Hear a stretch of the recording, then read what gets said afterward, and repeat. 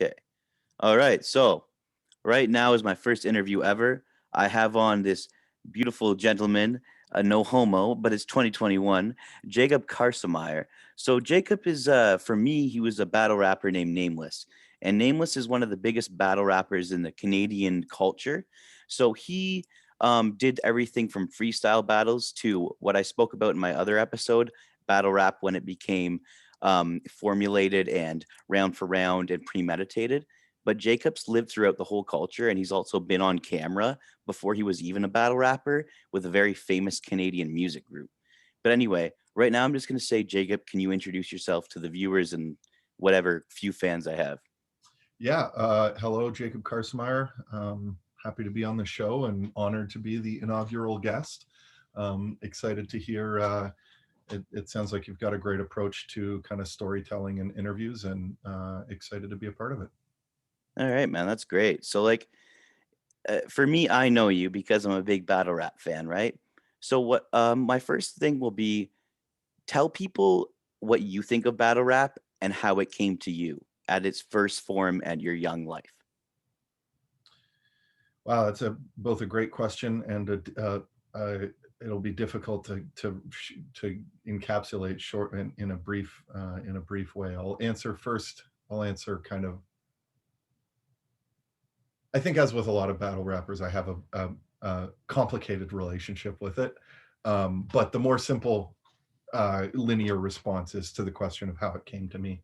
And so I grew up in downtown Toronto, and as such had a lot of exposure to great music culture. Toronto has some really talented musicians and some great little scenes. It's not as developed as some of the other music cities, but there's not as much infrastructure. But I grew up in really listening to a lot of punk rock. I had a lot of older friends that would bring me out to shows and put me up on the cool stuff that was going on, and occasionally had bands stay at my parents' house. And as a little 12-year-old, 13-year-old knucklehead, I had a big mohawk, and actually had to shave the mohawk for the aforementioned music video that you referenced there. But so I was fairly deeply immersed in this in punk rock world up until grade 9. And in grade 9, I played guitar, and I wrote poetry and songs here and there. And in grade 9, I was exposed to hip hop culture, to rap culture, obviously in a mid 90s in Toronto context, but nonetheless a vibrant hip hop community. It started at the first high school I went to, which was Ursula Franklin, and there were a couple kids who rapped who it was a big event when that happened. Not like then as much. It was once or twice that happened, but it kind of put it on my radar, and I was like, okay, this thing's kind of cool. And then by chance, I had one of the older punk rock kids that I really liked. They were 5-6 years older than me, and really picked what were my filters for what was interesting and what wasn't. I really valued their input. And my sister found a Wu-Tang CD, as all good legends happen, very randomly, just sealed on the subway. And she's like, nah, I don't really you can have this if you want. And I brought it to my friend's house and was like, is this what do you think? Is this cool? I kind of liked it. What do you think? And he's like, yeah, these guys are cool. And we put it on and listened to it. And I remember just going home and particularly Cream, that song, Cash Rules Everything Around Me. I just put it on repeat on my little CD player and just zoned out in a way that I hadn't with music before. To the point where my mom came in, and I think it was her subtle way of asking if I was smoking weed. She was like, hey, is everything cool? You why are you playing this song over and over? What's going on in here? But yeah, so kind of that started putting rap on my radar more. And then when I was in grade 10, I switched schools basically every year in high school. I was really interested by the complex social dynamics of the high school social web. Oh, that's very bold. Like I switched schools when I was younger, and I remember one year hiding in the bathroom during recess because I didn't want to make new friends. So that just I think goes to show of an outgoing guy you could be. So uh, I had a couple experiences when I was very young. Like when I was in grade two, my parents moved. We wanted to move to Nova Scotia, so my mom and my older sister and me went to Nova Scotia and stayed there. There you go, some Scotian pride, right? So in Truro, Nova Scotia, for those who know the areas out there. So I lived in Truro for 1 year. Otherwise, I'd gone to the same school. The curriculum was a little bit different there, but when I came back, I was getting into a lot of trouble because I'd finish my work quickly and then start trouble with other kids. And we moved back to Toronto, like into the same house and everything. We didn't get the Oh opportunity. wow, okay. So 1 year there and then back. And then, so it was this very quick, like I was here, I was set here, and then all the way to Nova Scotia, back here. And then halfway through the year, I did like some gifted testing and they skipped me a grade into halfway through, like from halfway through grade 3 to halfway through grade 4. And that was like the heart socially the most difficult. It was like a bunch of kids. It was a gifted class in a normal school. So they were already at like the bottom of the social rung of this school. And then I came in halfway through the year. So they were able to use all the strategies that had been used on them by the other kids to this new, even more outsider. And I basically had to like work my way up this really difficult social hierarchy.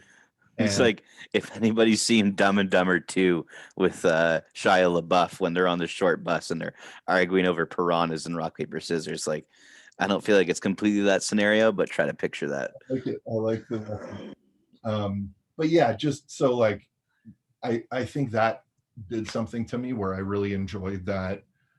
Like I really love job interviews. I really love like tests. I really like that kind of pressure. And like managing expectations is important and part of what's become part of my career. But this is a super long answer. I have No, that's fine. But speaking on which, before I ask the next question, what is your career right now, man? So it's funny. So I'm a big rap fan. Side note to all my fans, I always go on deep dives. So Apathy was something I grew up on with self-titled and Apathy. I recently realized he's a fucking real estate broker. yeah. So what like that's a different thing, right? But I remember like as a kid, I'm like, who to think, right? What are you Yeah. doing right now, man? So, okay, let me just land this very quickly. The long story short is moving through those social networks in high school. Yes, good to touch on. Yeah. They were it started to be like at house parties, kids would rap, and by grade 10 or 11, I was like, hey, I'll give this a try. This seems super fun. I like the beatboxing shit. I got really into beatboxing and was like doing that when no one was around.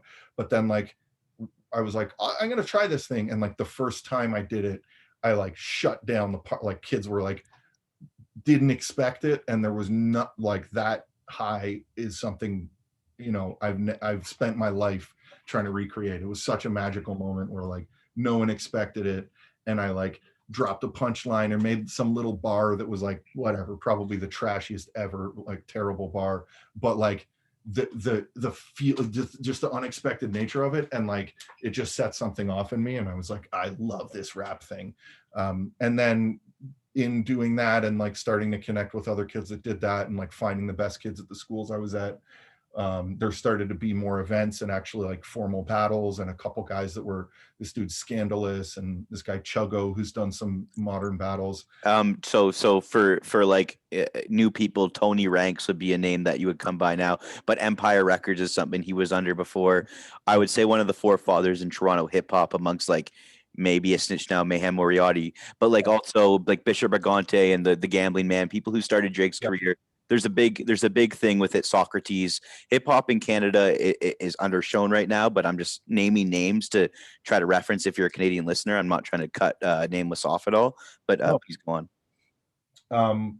Yeah, so that just started to come naturally, and like going to parties where there were battles, and like once it started to snowball and you became a bit more well known for it, like kids would like come to the school or like wait out lunch to battle or whatever, and So I got a lot of practice with it that way, and then just started doing well at the tournaments. And it, you know, this is all, like you said, kind of in the freestyle era. And then when they started filming it, WRCs came around, and that kind of really cemented that format for it. And then So so WRCs. So I'm a big battle rap fan. So if you're a battle rap fan at all, you understand that there was Smack DVDs and there was DVDs from Philadelphia and things that were footage, and then you had the Elements League in Nova Scotia. But at the same time, there's this thing called Jump Off, which is run out of England, and it became this tournament that was worldwide. Not, I think it became maybe 4, 5, 6 countries, but in its heyday, it was insane. And Nameless was part of the '07 jump off Toronto division with Organic, who is the founder of King of the Dot. And I just want you to talk about that because people don't understand. So on video format, you might think it was days and involved, but Jacob did this freestyle tournament around people all around Toronto, and he did this within one day and one setting. Like, I think he had maybe 1 or 2 matchups versus the same MCs as well. And yeah. what I heard, they were only fed pizza and Red Bull. And I just want to know, like, how is that to the mind, especially when you know you're trying to become not maybe famous, but that's your going to be your big look because you're going to that's Jump Off. Yeah, I mean, it was a big shift in the culture and the format. Like when it changed from, I actually have like a talk I've put together that I shared at my work. We'll get back to that, about how the internet really killed improvisation in a lot of ways, because improvising is about kind of capturing the energy of the people in the space with you. And when the people who you're performing to aren't in the space with you, it becomes different. It's not the same. You can't really, there's no feedback loop that you're able to dialogue with the audience with. So yeah, that day was a weird day. I definitely wasn't like suited for it for what I was doing at the time, which was like all improv. Me and Organic went in that day with like one punchline written for each of the other teams, and then just freestyle around it. And for that format, when freestyle was really, again, like capturing the energy and like the beat and the DJ and the crowd and like everything, there was no crowd there. There was no DJ. It was just like this really dry performance that has evolved into its own thing and made sense from a content perspective, because he had to film 12 battles per team. Like each team battled each other team twice, and there were and how many were there in the Toronto division? I think there were 8 teams, if I remember correctly. You had the dude who kissed Poe Rich, so that's 2 teams within that one. You have Prolific and Aspire. You had Bishop was on the team with the guy who kissed Poe Rich, right? Allegedly. It was so Justice McFly. I'm sorry, I should have my facts here, but I think it's around 8. We'll say 8. I'd say 8. So it was 14 battles in that day we did around. And you're in the same spot. I'm pretty sure it was in the summer in Toronto, right? That's what it seemed like from the faces. Yeah. And it was like an office building where, directly next door, there was like just people doing their day job. So like the shared bathroom, when you went to the bathroom and were like just yelling insults at someone, there was like fucking Dave from accounting in the bathroom with you. It was a really weird space, but a cool change to the format. And I don't think the evolution would have happened in the same way, because all of the people who then went to create, Don't Flop and King of the Dot and Grind Time were all participants who like saw the format and saw the value of it, but adjusted it a little bit to be a bit more respectful of the rappers and the artists that are participating, whereas Harry was just a content guy and like knew how to get his content. Yeah, but in that sense, so I'm a big nerd on battle rap, and then I make a lot of analogies. So if you watch the show The Wire, which is one of the best shows ever on HBO, I look at let's say the WRCs as The Wire, because you look at the WRCs and then you look at battle rap in its whole after 10 years, maybe people who aren't participating now, but everybody was involved. My girlfriend saw the first episode of The Wire with me, and she's like, "Is that looks like a young Michael B. Jordan?" I'm like, that's because it is a young Michael B. Jordan. That's a young Jacob Karsemeyer in that tragically hip video. I'm going to try to segue like a radio host. So, Nameless, talk to me like the Tragically Hip is one of the biggest bands in Canadian history, man. So just tell me how that process went about. Were you a child actor? Did you have shots going out? Like, how did that come about? Yeah, my sister was in acting, and I got into it pretty early. And for basically until I hit high school, that was a big part of my life, and something, I'm very glad that I did. But yeah, didn't really know the relevance of the band at the time and how big they were. And it kind of clicked with me as we were doing it, and I checked out their music and really liked it. But to me, at that time, I was like, I wasn't really listening to anything on the radio, and like didn't really click the size of the how much of like a important piece of Canadiana the hip are. And they made a fan out of me before I showed up on the shoot, and yeah, shot one day out in up north a little bit. Um, That's yeah, crazy, man. but that You're was there's other like voice acting and a couple little like um, little spots here and there, and then there's like a actors union in Canada called ACTRA. yeah. I was a background guy back in the day. There you go. So I got enough credits to allow me to do background work that was paid to the union rate instead of the standard background rate.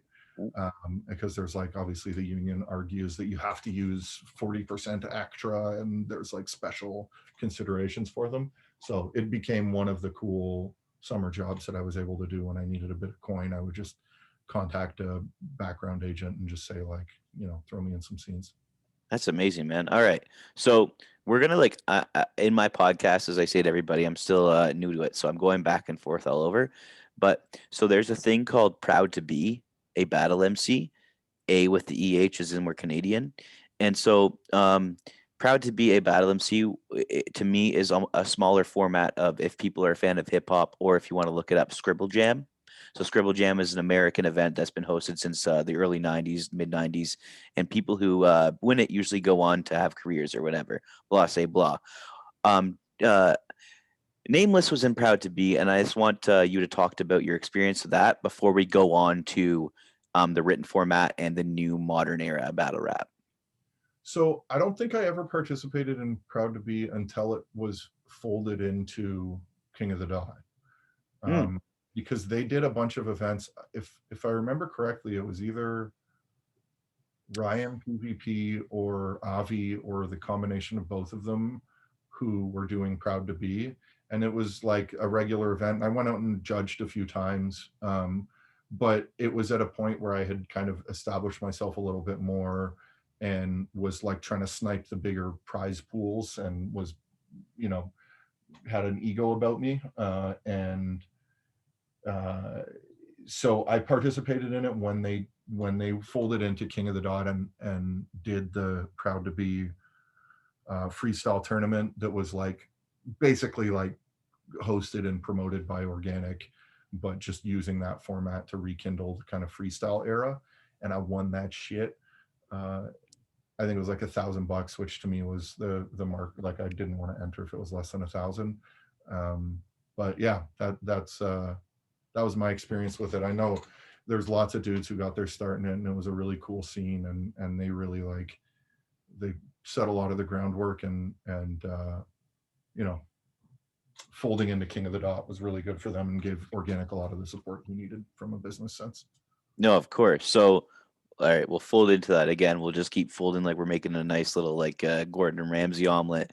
But anyway, so King of the Dot. I've spoken about it in my music episode, and battle rap is such a whole to me. King of the Dot is a league in battle rap and its modernization. And with King of the Dot, it's formulated. So freestyle battle rap, you just freestyle, and whoever rocks the party the hardest, aka like a Busy Bee, Cool Mo D back in the day kind of thing, versus even just a freestyle, I'm a better lyrical spiritual miracle than you. Um, Battle rap's modern form, you can find out dirt about somebody, you premeditate all your material, you have an overtime round at the beginning of it. So like I remember you were at the first early KOTD events because I'm a big fan, but what got you into wanting to do it? Like, what made you think that the modern form was that upper echelon, or maybe a bit more of a view than you would have just as a freestyle?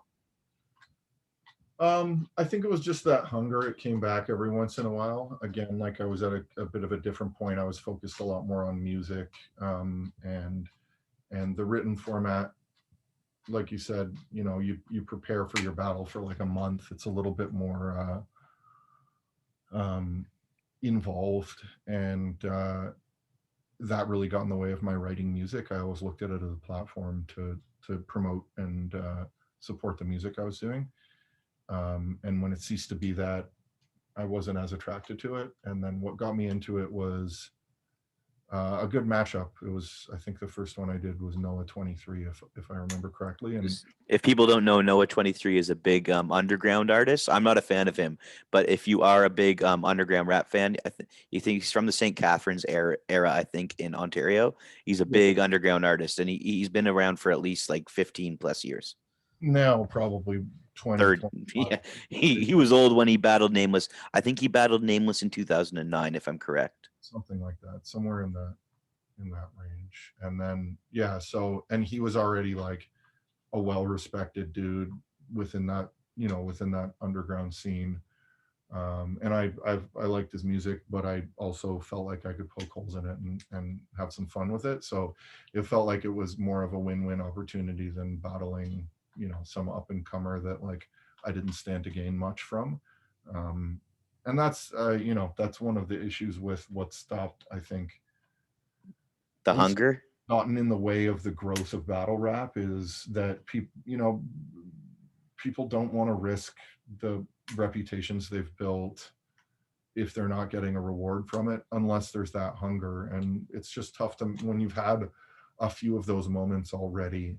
I have like my favorite of my battles that I've done and the moments that I have, and like those just loom over. And I think this happens with any artist in any format, but when you feel like you've done something really well, it's tough to find reasons to keep on coming back to it. Like I'll do it. I've said if the right matchup is there, or if it gives me an opportunity to travel or something, I'd consider coming back. But at this point, there's just no one that like really that I'm like, oh, this would be fun to do it with.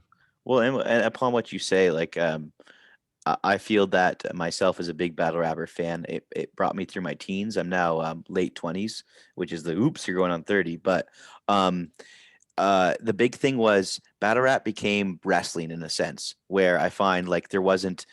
I used to watch it for the Prix and for the this person was 7-2 versus this person was 7-2, just like any kind of sport. So I'm not going to watch the Toronto Raptors if they're just having exhibition games, right?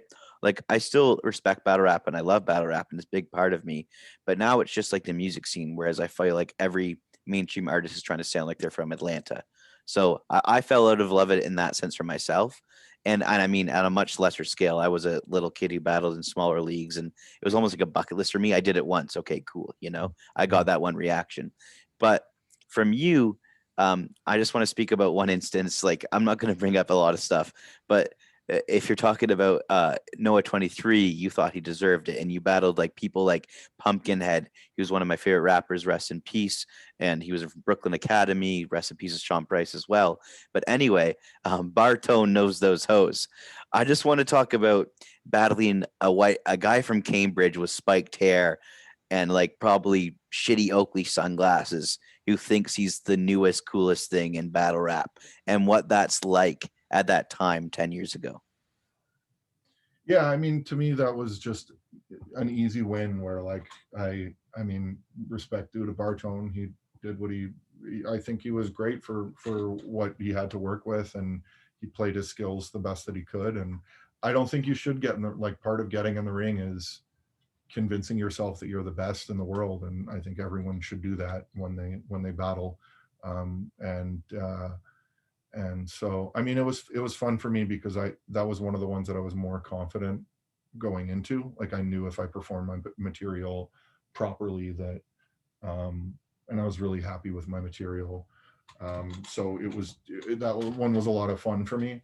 Um, but yeah, I mean, I think everyone, the thing to me is that because there's no like formalized marking rubric, um, battle rap offers the opportunity to kind of define what the battle is about, and it's this dance of being who's better at making the case for them being the winner. It's very like, self-referential and like reactive to the moment. So You almost get judged off your intro. You could find or in try to figure out who's going to win off the intro. Yeah, exactly. And there's all sorts of like nuanced mind games and that kind of stuff um, that obviously I felt going into that one that I was really confident about. But there's been ones that I was pretty confident going into and didn't end up winning, and it's I think that's part of the fun.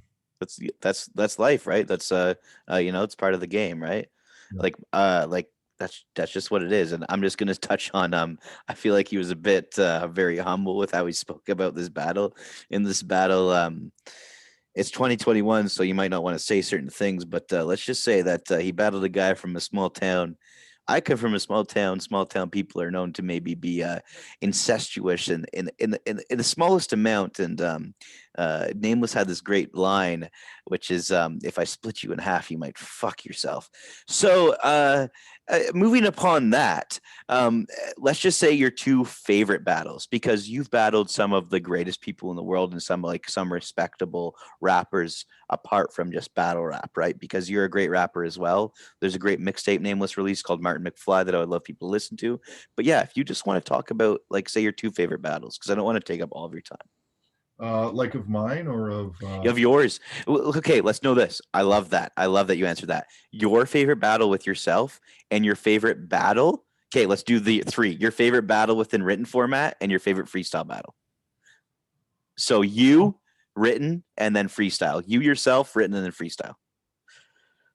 So my favorite, like that I've participated in, I really enjoyed my performance against Twist, and I liked Kid Twist yeah. is who he's referencing. He wrote a battle rap movie called Bodied. He was the King of the Dot champion. Him and Nameless did a 2-on-2 together. He's of Canada fame as well. Sorry to interrupt. No worries. And then the subsequent, the 2-on-2 that we did, I had a lot of fun writing that, and I kind of orchestrated that because I had been talking about battling Shuffle T for a while, and then for that particular event, Twist and Shuffle T like had locked in and started writing, and I was like, oh, I kind of wanted to battle this guy. Like, can we make it a 2-on-2?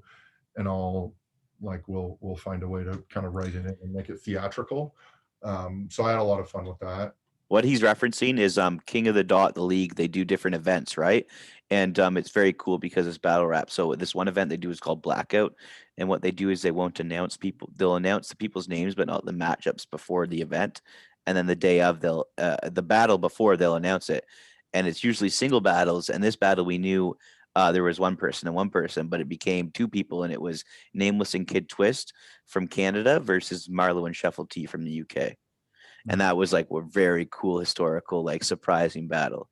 So Yeah. upon that, let me get your what's your favorite freestyle battle? And you can do anything you want. Like I know like some weird dude might say like something from way back in the day or something, but like do anything you want. Yeah. um I think to me like the ones that really stick out to me are like um Idea. His stuff at the Blaze battle was super nice. With the red pants. Stuff, yeah. The Scribble Jam stuff, like Thesaurus and Justice, was crazy. Yeah. Uh, but we used to watch those tapes like over and over and over. So for me, I'm young, right? So I started watching on YouTube. So when you were watching, so let's say Thesaurus versus Justice, an American versus an Australian in 2005, how did you watch that on your computer at the time? Because everybody these days has the easy necessity of YouTube. Yeah, I mean, there were tapes. They sold like VHS tapes of Scribble Jam Oh wow. that we'd kind of pass around. So a lot of the early ones I watched were like that. Like Juice and Supernatural was one of the most influential to me, and that was audio. Like we listened to that as an audio like file for. That sounds like a comedian listening to Red Fox's Seven Dirty Sins before Yeah. came out comedy was a thing. And then yeah, like there were like the Scribble Jam DVDs that were like, you know, coveted. There were some torrents going around of them, like you could pirate them, but you know, we knew that it was a small little scene. So like I remember I bought one year and a friend bought another year so that we had like a couple sets of them and could watch them. But yeah, so that was the format for those. I'm trying to think. Yeah, so those free like that's what I'd say. Juice and Supernatural, the idea stuff, and then Thesaurus and Justice in particular. But that whole like everything on Scribble Jam was so fire. Yeah. Like Sage Francis, like he didn't continue on with it much, but he was an absolute titan. Like he was doing it in a really interesting way. Even like Mac Lethal, his Scribble Jam run was like iconic. It was so above the technicality of what other people were doing.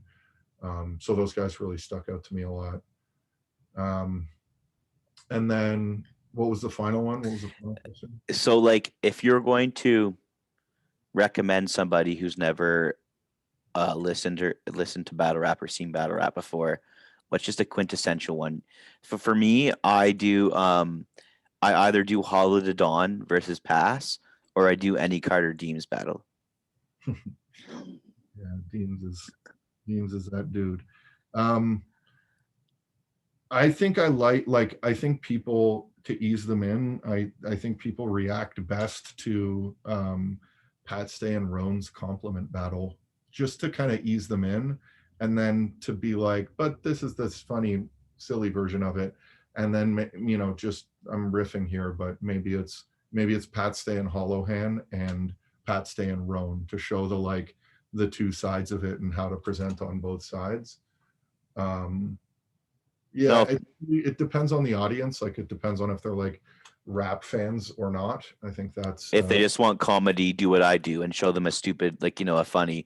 But I agree with you, and it's funny you say that. I did say that I go with Hollow and Pass, but Pat Stay versus Hollowhan is such a, you can just tell there's a rivalry and a love of friendship and that kind of thing, and it's right away it gets to you. Like just like as before Pat Stay and Rome, there was Tricky P and Definition, which was the first compliment battle, and right. Yeah. that was a good referential. But anyway, like battle rap aside, so gay Nameless is an OG. He's an awesome dude. He's in my books, he's the man. You know what I mean? He's explained to us all these cool things. He's humble as hell. So this is different for me, right? So I got you on as a battle rapper because you inspire me, and you're like, I'm such a fan of you. This has nothing to do with battle rap. I want you to name to me top 2 lessons you would teach anybody in life, because I'm no great person. I'm a fucking degenerate, but I still like to give guidance to others. And I think that how I met Jacob recently was on Facebook, and I had messaged him for 10 years, and we met on a post, and the post was through him being a positive human being through this last year and a half with coronavirus and terrible things that have gone on. And I just want to promote Jacob being a great human being at the end of the day. So just give us your like a top 2 lessons you would give somebody, maybe yourself 10 years ago. That's very kind words, first of all. So thank you for that. And yeah, I mean, as a father, I have 2 sons and a third one on the way in June. So I'm Oh, bless you, man. Bless you. very frequently thinking about what advice I would give to myself many moons ago. And again, like I think the best advice respects the context and the person that it's being given to, just like the battles that you're choosing. But to me, one of the things that's been central to my approach to life is managing expectations, like both your expectations of others and others' expectations of you. You know, keeping a healthy management of expectations creates boundaries that allows you to in my experience, allows you to thrive and be creative and dynamic. Um, when people's expectations of you are too high, you can at best achieve and fulfill them. But if you can get ahead of it and manage expectations to a reasonable state, I always way more enjoy over delivering. And my morale is like that's an easy life hack for me, is like both managing and then expecting nothing of anyone else ever, so that even the anything, you know, that you can glean from any interaction with someone, you can take something positive from it rather than going in with some sort of expectation of whatever it is. So that's, playing with expectations. And then I think just honestly moving through the world in a way that's honest with yourself and others around you. I think, a big full-size mirror, both figuratively and literally, to understand one's strengths and weaknesses, and then to use your strengths to mitigate the negative effects of your weaknesses, I think is the way that we move through the world comfortably. We all have our idiosyncratic behaviors and skills and things that we care about and things that we don't. And people may have taught us to feel good about some of them or bad about some of them, but it's all bullshit. And at the end of the day, if you can come to the table and be the best person that you can and do things with love and gratitude and do your best, anyone who tells you that you're not winning is not worth valuing their judgment. So expectations and self-awareness. So I think what we've learned today is, at the end of the day, no matter anything we've spoken about, is to be a good person will make you, succeed in life. And I think Nameless to me is such a good person. And in this interview, I've learned so much from him. And just growing up, watching him, even though battle rap might have been in, for instance, a vulgar form, I could always see the good in him. And it's very cool and serendipitous to have spoken to him when, let's say, I started watching him at age 14, 15, and I'm now 27. It's just a full circle with life and how things can be brought to you. And no matter how negative or sad things can get, there's always positives within it. Whether it be music, whether it be friends, whether it be film, you can always find compassion in something. And I just hope that today, if you've listened this far, that you found that. And I hope you will reach out to Nameless. His name's Jacob Karsemeyer as well. Don't don't spam him. Don't be a douchebag. But just know that he's a great person and he loves people. And I really appreciate his time. And any last words, man, before we stop the recording? Yeah, I mean, I think exactly what you said. Like these communities, it's an interesting one in particular, battle rap, because it's yeah, people coming together to say terrible things, and obviously out of context, a lot of those things are like totally unacceptable and offensive. But that's always how my circle sharpened each other, was to say the mean things that some asshole might say to you, so you can understand what they are. Not so that Steel sharpens steel. yeah, exactly. Right. So that's something that like I've had to learn to around people who aren't as sure in their footing as I am.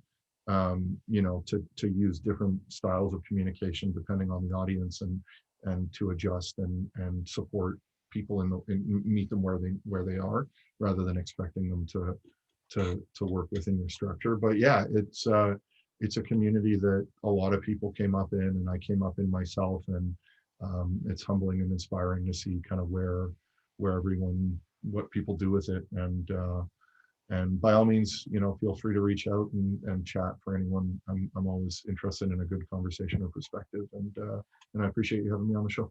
Yeah, man. And just for last note, if anybody, like, once again, he sounds way too humble. He sounds like he feels like he hasn't maybe done anything, but just type in Nameless VS on YouTube and just see the kind of, let him exuberate himself. But yeah, we're gonna sign up for the episode. And yeah, like, I really appreciate you, man. And we're gonna keep you on for the call, but we're gonna cut it off now for the episode. And thank you so much, man.